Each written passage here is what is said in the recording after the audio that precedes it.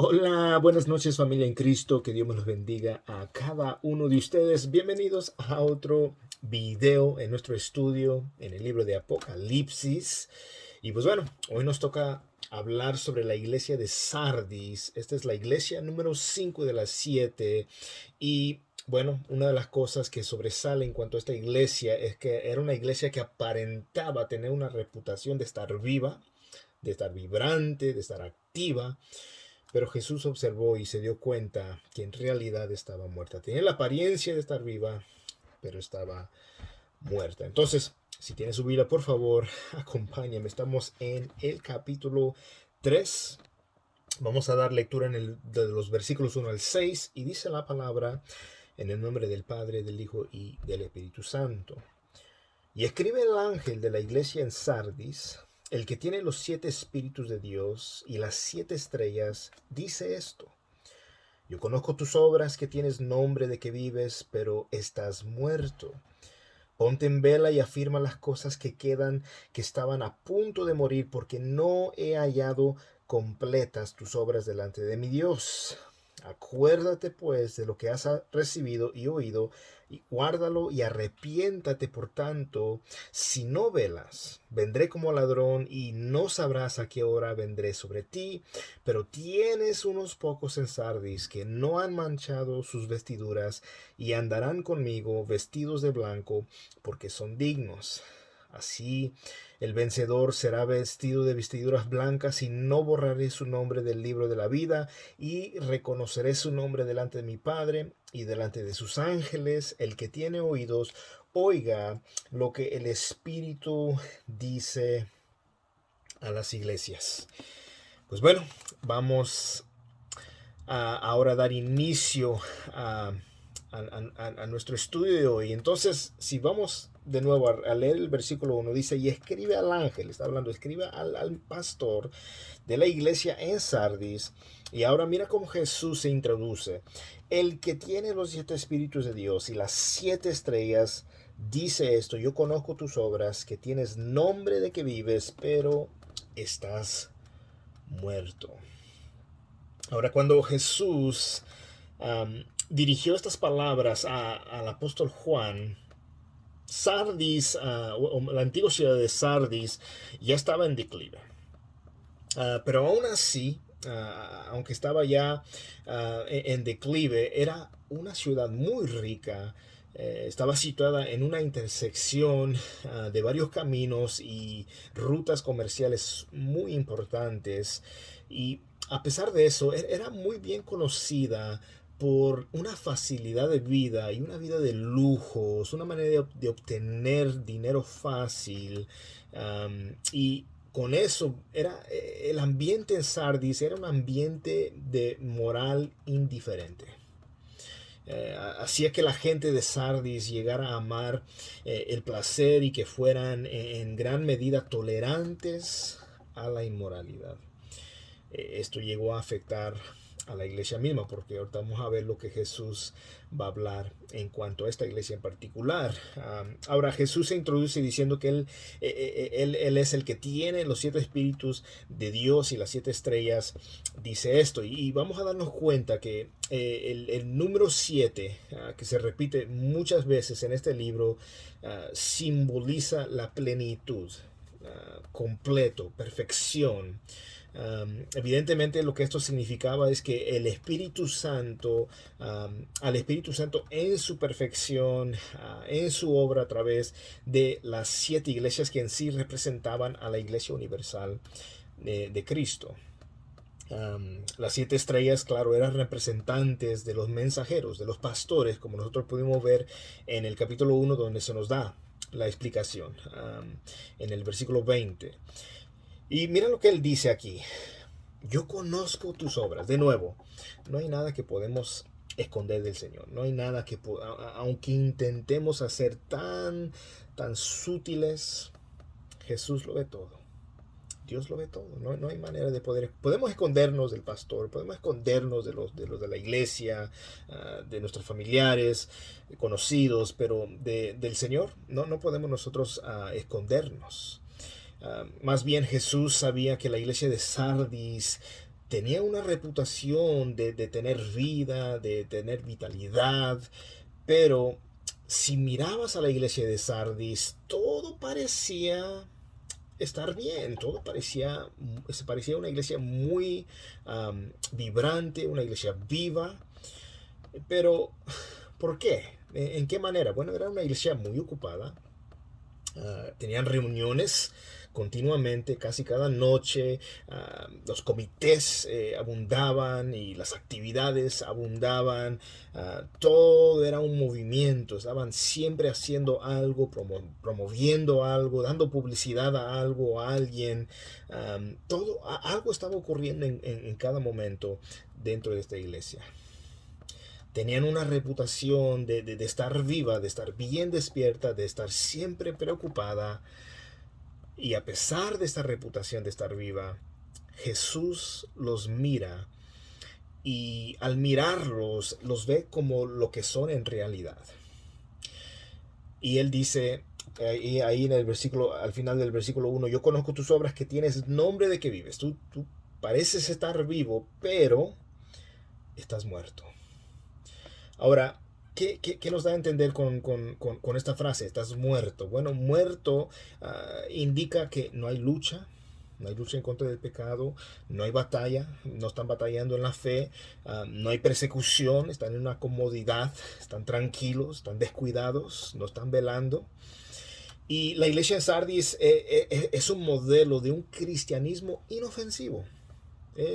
Va con la corriente, no quiere problemas con nada en el mundo, no se quiere parar por la verdad, no quiere ofender a nadie. Y debemos entender que el punto de nosotros no es de ofender. No estamos intencionalmente queriendo ofender, pero la cosa es que el evangelio ofende. La luz ofende a aquellos que están en la oscuridad. Y esta iglesia quería estar bien con la sociedad, con la cultura. Y esa es una de las cosas que la iglesia no puede hacer. La iglesia tiene que ser firme con las verdades bíblicas, con los principios bíblicos, y esto va a causar ofensas. Por ejemplo, nosotros dentro del cristianismo reconocemos que Cristo es el único camino y no hay sustitutos. Esta respuesta es ofensiva a la gente que dice, bueno, yo no soy cristiano, yo soy musulmán, yo soy budista, yo soy hindú, yo soy agnóstico, creo que hay un ser por ahí, pero no estoy muy seguro. O simplemente dice, oh, yo soy ateo, yo no creo en Dios. O practica el ocultismo o satanista, no importa. Nosotros entendemos claramente que Jesús mismo lo dijo, no lo dijo alguno de los apóstoles, no lo dijo uno de los padres de la iglesia. Jesús mismo dijo, yo soy el camino, yo soy la verdad y yo soy la vida. No dijo, yo soy uno de muchos caminos, yo soy una de muchas verdades. No, el camino, el único camino. Y nadie puede ir a Dios Padre si no es por medio de Jesús. Entonces, esto es algo muy parecido a muchas iglesias en el día de hoy, con mucho movimiento y actividades, pero con gran lástima lo digo y mucha tristeza, están vacíos en cuanto a la palabra de Dios. No hay muestras de una lucha en contra del pecado. No están batallando por la fe, defendiendo ardientemente, ¿verdad?, por la fe cristiana. Se están dejando llevar por la corriente, se están dejando, ¿verdad?, llevar por lo que dice la sociedad, y hay un deseo de no querer ser ofensivo. Pero mira, la gente ofende a Dios continuamente y no les importa, blasfeman el nombre de Dios, usan el nombre de Dios como maldiciones. Y no les importa, pero eso es algo, el Señor toma eso seriamente, eso es algo muy grave. Entonces mira lo que dice el versículo 2. Ponte en vela y afirma las cosas que quedan, que estaban a punto de morir, porque no he hallado completas tus obras delante de mi Dios. Verso 3. Acuérdate pues de lo que has recibido y oído, guárdalo y arrepiéntate. Por tanto, si no velas, vendré como ladrón y no sabrás a qué hora vendré sobre ti. Ahora, ¿qué es lo que Jesús les dice? Sé vigilante. Esta es la primera instrucción que Jesús les está dando. Les habla sobre la necesidad de examinar y proteger, fortaleciendo lo que tenían. ¿verdad? Las cosas que están por morir. Esto es lo que nos da a entender este versículo, que a pesar de la condición espiritual en la cual la iglesia de Sardis se encontraba, estaba muy mal, no estaban sin esperanza. Espiritualmente hablando, habían cosas que están, que podían aún fortalecer. Ahora, mira lo que él dice ahí en el mismo versículo: no he hallado, ahí en el final del verso 2, no he hallado completas tus obras. Ellos hacían deberes de todo tipo, pero no los hacían de una manera completa. Ellos estaban constantemente empezando algo nuevo, lo que está de moda, lo que está popular, pero nunca llevaban al cabo a nada. Entonces había mucho movimiento, pero en realidad no estaban haciendo nada. Lo que ellos debían hacer es acordarse de cómo ellos primero habían recibido y oído la palabra de Dios. Hay un llamado de regresar a las escrituras, de regresar a la palabra, de regresar y preguntar por las sendas antiguas. Ellos debían de guardar lo que está en la palabra del Señor, debían de arrepentirse al regresar y restaurar el evangelio que habían diluido ellos, que habían ellos lo habían hecho un evangelio light para que la gente se sintiera muy cómoda. Déjame decirte, cuando la palabra se predica y se enseña, no nos deja cómodos, nos confronta, nos exhorta, nos reprende, sí nos consuela, sí nos fortalece, sí nos cura heridas, es un bálsamo para nosotros, es pan de vida para nosotros.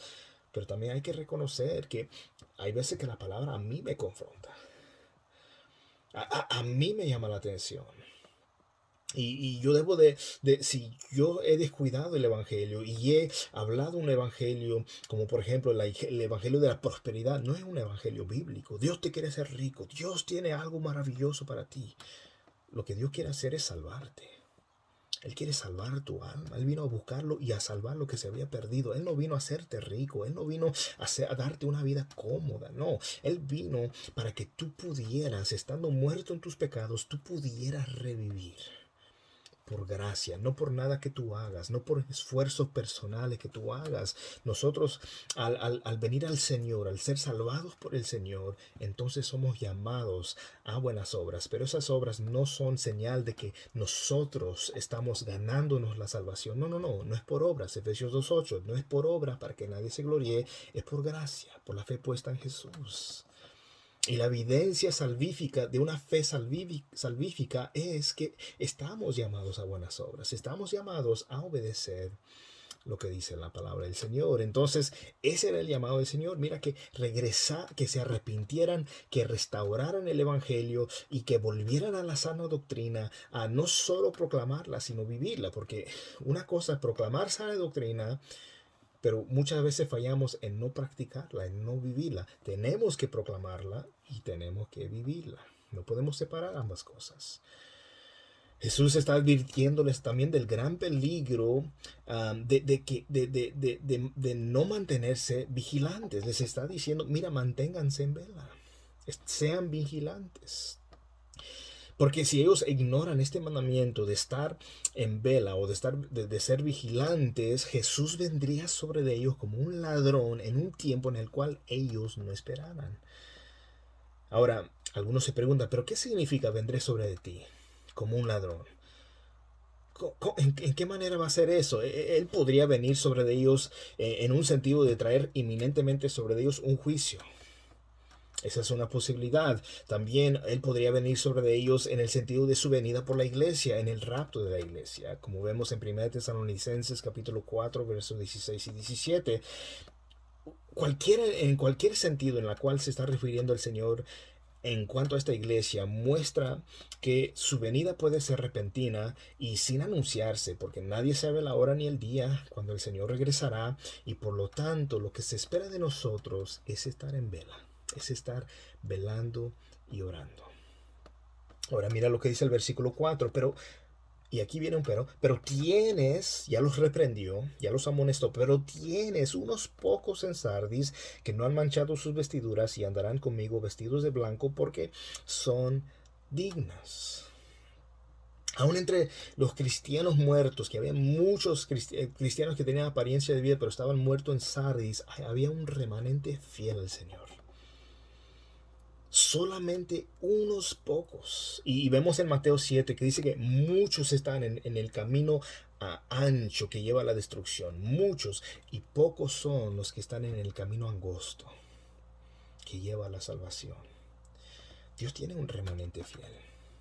A veces podemos pensar y decir, no somos muchos, quedamos pocos. Lo único que nosotros podemos entender es que Dios tiene un remanente fiel en todas partes del mundo, en cualquier país, de cualquier tribu o lengua. Dios tiene un remanente fiel. Y una de las cosas que nos habla aquí es acerca de las vestiduras blancas. ¿Y por qué blancas? Bueno, Sardis era una iglesia que estaba muerta debido a un compromiso con el pecado. Y cuando uno está en el pecado, uno mancha sus vestiduras. Cuando nosotros estamos aún dándonos al pecado, estamos manchando nuestras vestiduras y lo que nosotros necesitamos, en particular esta iglesia en Sardis necesitaba, era recibir y andar en la pureza. Ellos tenían que vestirse de pureza, porque estaban viviendo en una ciudad llena de inmoralidad, en una ciudad que se daban a los placeres, las presiones, las amistades y la gente. ¿Por qué tú no lo haces? Mira, yo tengo un compromiso con el Señor. Yo quiero agradar a Dios. Guardarme en pureza para Dios.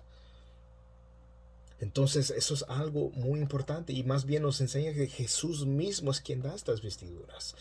Andarán conmigo. ¿Cuál será la recompensa de aquellos que se guardan en pureza, se guardan del pecado en este mundo perverso y torcido? Es la recompensa de poder caminar, de poder andar con el Señor. Esa es la recompensa que Dios nos da a nosotros, sus discípulos.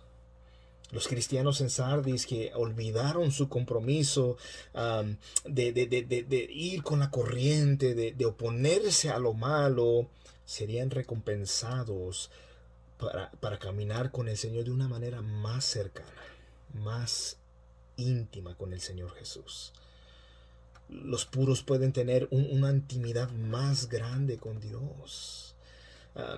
Y no solamente porque ellos se han esforzado en la gracia del Señor, sino simplemente porque ellos están más interesados en las cosas de Dios que en las cosas que hay en el mundo. Dice la palabra, no améis al mundo ni las cosas que están en el mundo. No podemos nosotros amar este mundo. Sí, estamos aquí en este mundo. Estamos en este mundo, pero no somos del mundo. No debemos caminar como el mundo camina. Tenemos que ser diferentes, tenemos que ser luz. Y esta sociedad en el día de hoy está en oscuridad. Hay mucho dolor, hay mucha violencia, hay mucha maldad, hay corrupción, hay injusticias, hay cosas que deben de indignarnos con lo que está ocurriendo. Pero una cosa, como cristianos, no podemos actuar como aquellos que hacen y violan las leyes y hacen todo eso en nombre de la justicia. No, nosotros tenemos que ser luz. ¿Y saben qué? Vamos a ser perseguidos, vamos a ser aborrecidos, se van a burlar de nosotros, van a decir cosas de nosotros, nos van a censurar. Llegará el tiempo donde no vamos a ni poder compartir estos videos. Es posible que llegue el día cuando esto sea algo ilegal, algo que no se permite, que Facebook diga, no, este video es falso, no puede ver esta información. Comparte un versículo y puede decir, ¿sabe qué? Esto no es algo apropiado, esto es ofensivo. Ese día se puede acercar. Pero eso no nos va a detener. Nosotros no dependemos de las redes, nosotros dependemos de Dios. No dependemos, ¿verdad?, de personas, dependemos de Dios. Entonces Dios promete recompensar a aquellas personas que han puesto sus ojos en lo eterno, han puesto sus ojos en las cosas celestiales, porque más bien Mateo 5:8 dice, bienaventurados los limpios de corazón, porque ellos verán a Dios. Versículo 5, mira lo que dice, así el vencedor será vestido de vestiduras blancas y no borraré su nombre del libro de la vida y reconoceré su nombre delante de mi Padre y delante de sus ángeles. El que venciere será vestido de vestiduras blancas. Jesús está identificando a los vencedores con aquellas pocas personas en Sardis que no habían manchado sus vestiduras. Estos vencedores usarían vestiduras blancas que han recibido de Jesús mismo. Ahora, hay aquí una frase que quiero darle un poquito más de atención, donde dice, y no borraré su nombre del libro de la vida. ¿Esto podrá significar que se podrá perder la salvación? Que alguien sea salvo un día, su nombre esté en el libro de la vida, y en otro día se ha borrado su nombre al caer.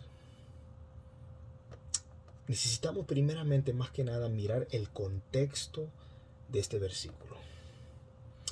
El enfoque aquí es la seguridad. Ahí está el énfasis en la seguridad de la salvación, no en base a nuestras obras. Nuestra salvación no depende de nuestras obras, es evidencia de la salvación que Dios nos ha dado a nosotros. No la evidencia no es lo que nos salva. No. Lo que hizo Cristo en la cruz, eso es lo que nos salva a nosotros. La obra redentora de Cristo es lo que nos ha ganado a nosotros entrada al reino de los cielos. Nada de lo que yo haga me va a ganar el reino de los cielos, sino que todo lo que hizo Cristo a la perfección, sin pecado, no fue hallado engaño en él, obedeció a la perfección la ley del Señor y pudo en la cruz pagar por el pecado de toda aquella persona que creyera en él, en fe. Entonces ese es el enfoque aquí. Así que no debemos de pensar que los nombres están siendo constantemente borrados y escritos, borrados y escritos. Eric se arrepintió, ok, lo escribo. O Eric falló, lo voy a borrar. No, esa no es la idea aquí. Ahora, la costumbre en aquellos tiempos que alguien cuando moría, eran borrados sus nombres del libro que había en la comunidad. Ya no está vivo. Pero el hecho de lo que Cristo nos está dejando saber, el enfoque que se nos está dando aquí es acerca de la seguridad. No en la idea de que Jesús está sentado en el cielo con un borrador ocupado, y al mismo tiempo debemos de considerar que ¿qué tiene que decir la palabra de Dios sobre el libro de la vida? ¿Qué tiene la palabra de Dios de decirnos sobre la salvación? Jesús no está prometiendo vida temporal cuando dice Juan 3:16, porque de tal manera amó Dios al mundo que ha dado su Hijo unigénito para que todo aquel que en él crea no se pierda, mas tenga vida temporal. No dice temporal hasta que tú le fallas tantas veces a Dios y después ya no hay oportunidad. No, para que todo aquel que crea en él no se pierda, mas tenga vida eterna. Es más, Juan 10:27 nos habla, ¿verdad?, de que todo aquel que está en las ovejas de Jesús oyen su voz y le siguen y están guardados en las manos del Padre, y nadie podrá arrebatarlos de las manos de Dios. Nadie en absoluto. La palabra del Señor dice que ¿quién nos podrá separar del amor del Señor? En Romanos 8, será la muerte, será el hambre, será la pestilencia, será la tribulación, será las cosas que están por venir, serán las cosas presentes. No. Principados, potestades, no, nada nos podrá separar del amor del Señor. Ahora, con eso en mente, no podemos nosotros negar la responsabilidad que tenemos ante Dios. No se trata de que salvo siempre salvo, puedes hacer lo que tú quieras, porque si tú haces lo que tú quieras, en realidad no has sido salvado. Cristo no es tu Señor. Tú le llamas Señor, pero dice su palabra, ¿por qué me dices Señor, Señor, si no haces lo que yo te digo? Si no obedeces a mi palabra. Entonces, esa es una herejía de salvo siempre salvo. No, yo puedo seguir haciendo lo malo porque yo ya hice la oración de fe, yo estoy en membresía de iglesia tal, y yo no puedo. No, si tú no estás viviendo como un hijo, como conforme a como es digno del evangelio, aunque tú te creas salvo y tengas escrito en tu frente cristiano, si tú no estás viviendo de acuerdo a la palabra del Señor, en obediencia a Cristo, no eres salvo, te estás engañando a ti mismo. Tienes una fe muerta. Y nosotros no estamos llamados a tener una fe muerta, estamos llamados a tener una fe viva en Cristo Jesús. Entonces dar frutos dignos de arrepentimiento, mostrar que nos hemos arrepentido y estamos arrepintiéndonos todos los días. continuamente. El error de muchos en los círculos evangélicos es creer, ok, yo ya recibí el evangelio, ya tengo el evangelio. No, el evangelio nosotros tenemos que continuar predicándonos el evangelio, continuar en arrepentimiento, continuar creyendo. No nomás creí en ese día y punto, ya lo tengo hecho. No, sigo creyendo, sigo arrepintiéndome, sigo, ¿verdad? Dejándome moldear a la imagen de Cristo. No quiero moldearme a este mundo, a estas corrientes, a este sistema, a la cosmovisión de este mundo, a las ideologías contrarias a la palabra del Señor. Yo estoy firme en lo que Dios enseña. En cuanto a los géneros, en cuanto al matrimonio, en cuanto a lo que es agradable a Dios y lo que no le agrada a Dios. Aunque esto sea ofensivo para algunas personas, no es que uno busca insultar y humillar a la gente, no, uno tiene que ser firme en las convicciones y estar dispuesto a ser ridiculizado, a que se burlen, a que digan que eres esto, eres lo otro, no importa. Yo tengo firme y sé en quién he creído yo. Sé qué es lo que dice la palabra del Señor. No porque alguien se para en un púlpito y dice, bueno, pienso, siento, creo. No. ¿Qué dice Dios en su palabra? Eso es tan importante.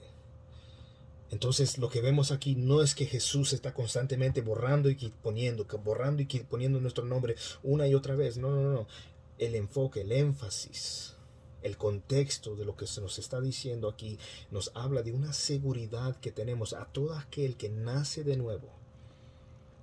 Tiene la seguridad de que nuestros nombres están, no hay duda, si a todo nacido de nuevo tiene su nombre escrito en el libro de la vida. Eso es algo glorioso, eso es algo maravilloso. Y debido a las claras declaraciones que hemos visto en Juan 3:16, que vemos en Juan 10:27 al 29, Romanos 8, del 28 en adelante, Juan 5:24, y muchos otros versos más que nos hablan de la seguridad de nuestra salvación en base a las obras de Cristo, no en base a nuestras obras. Cristo también nos da algo más, una esperanza más. Dice que ahí al final del versículo 5, y confesaré su nombre delante de mi Padre y delante de sus ángeles. Cristo no se va a avergonzar de reconocer a los suyos. Esto nos recuerda de Mateo capítulo 10, verso 32. A cualquiera pues que me confiese delante de los cuantos dicen, ¿tú eres cristiano? Sí, para la gloria del Señor. ¿Tú crees en Dios? Claro que yo creo en Dios. Con toda certeza yo creo en el Señor. Aunque te ha pasado esto y pasó este accidente y permitió de esto en tu vida Dios y te dio el COVID, aunque me diera el COVID, aunque pasara un accidente en mi vida, aunque las cosas no salgan como yo siempre quiera, yo tengo la confianza puesta en Dios, porque Él nunca me ha fallado a mí y nunca me fallará a mí. Entonces, si le confesamos delante de los hombres, Él nos confesará.